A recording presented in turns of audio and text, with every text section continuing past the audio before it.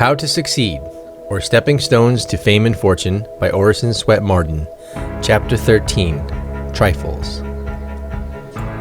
In the elder days of art, builders wrought with greatest care, each minute an unseen part, for the gods see everywhere. Longfellow. Think not a trifle, though it small appear, small sands the mountain, moments make the year, and trifles life. Young. The smallest hair throws its shadow. Goethe. He that despiseth small things shall fall little by little. Ecclesiastes. It is the little rift within the lute that by and by will make the music mute, and ever widening slowly silence all. Tennyson. A pebble in the streamlet scant has turned the course of many a river. A dewdrop on the baby plant has warped the giant oak forever. It is the close observation of little things which is the secret of success in business, in art, in science, and in every pursuit of life. Smiles. Only, but then the onlys make up the mighty all. My rule of conduct has been that whatever is worth doing at all is worth doing well, said Nicolas Poussin, the great French painter. When asked the reason why he had become so eminent in a land of famous artists, he replied, "Because I have neglected nothing." Do little things now, says a Persian proverb, so shall big things come to thee by and by, asking to be done. God will take care of the great things if we do not neglect the little ones. A gentleman advertised for a boy to assist him in his office, and nearly 50 applicants presented themselves to him. Out of the whole number, he in a short time selected one and dismissed the rest. "I should like to know," said a friend, "on what ground you selected that boy, who had not a single recommendation." "You are mistaken," said the gentleman. "He had a great many. He wiped his feet when he came in, and closed the door after him, showing that he was careful. He gave up his seat instantly to that lame old man, showing that he was kind and thoughtful. He took off his cap when he came in, and answered my questions promptly and respectfully, showing that he was polite and gentlemanly.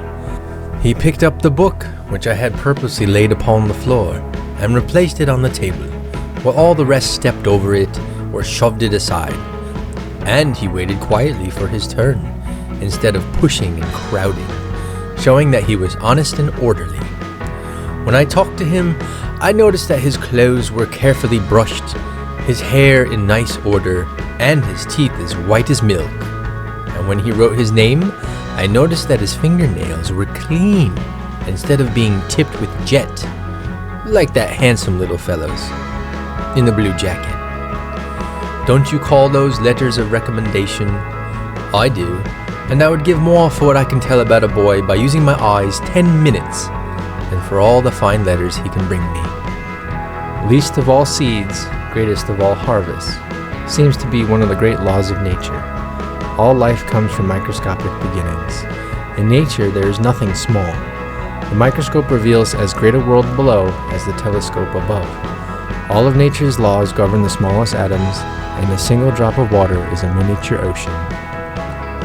"I cannot see that you have made any progress since my last visit," said a gentleman to Michelangelo.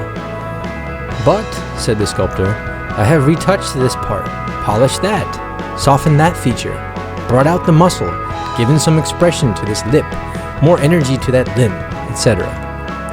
"But they are trifles," exclaimed the visitor.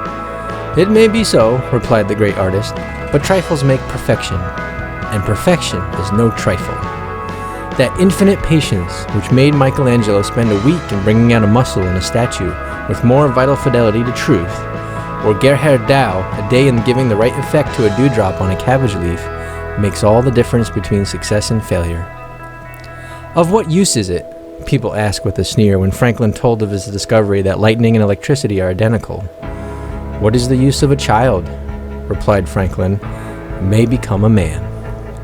In the earliest days of cotton spinning, the small fibers would stick to the bobbins and make it necessary to stop and clear the machinery.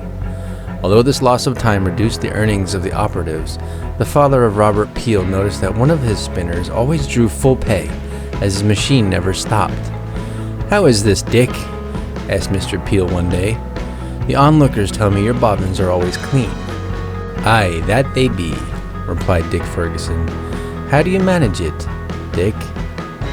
"Why, you see, Mr. Peel," said the workman, "it is sort of a secret. If I told you, you'd be as wise as I am." "That's so," said Mr. Peel, smiling. "But I'd give you something to know. Could you make all of the looms work as smoothly as yours?" "Every one of 'em, mister," replied Dick. "Well, what shall I give you for your secret?" asked Mr. Peel, and Dick replied, "Give me a quart of ale every day, as I'm in the mills, and I'll tell thee all about it." "Agreed," said Mr. Peel, and Dick whispered very cautiously in his ear, "Chalk your bobbins." That was the whole secret, and Mr. Peel soon shot ahead of all of his competitors, for he made his machines that would chalk their own bobbins. Dick was handsomely rewarded with money instead of beer. His little idea saved the world millions of dollars. The totality of a life at any moment is the product mainly of little things, trifling choices, insignificant exercises of the will, unimportant acts often repeated, things seemingly of small account. These are the thousand tiny sculptures that are carving away constantly at the rude block of our life, giving it shape and feature. Indeed, the formation of character is much like the work of an artist in stone. The sculptor takes a rough, unshapen mass of marble, and with strong, rapid strokes of mallet and chisel, quickly brings into view the rude outline of his design. But after the outline appears, then comes hours, days, perhaps even years of patient, minute labor. A novice might see no change in the statue from one day to another, for though the chisel touches the stone 1,000 times, it touches as lightly as the fall of a raindrop, but each touch leaves a mark. The smallest thing becomes respectable when regarded as the commencement of what has advanced or is advancing into magnificence. The crude settlement of Romulus would have remained an insignificant circumstance and might have justly sunk into oblivion if Rome had not at length commanded the world.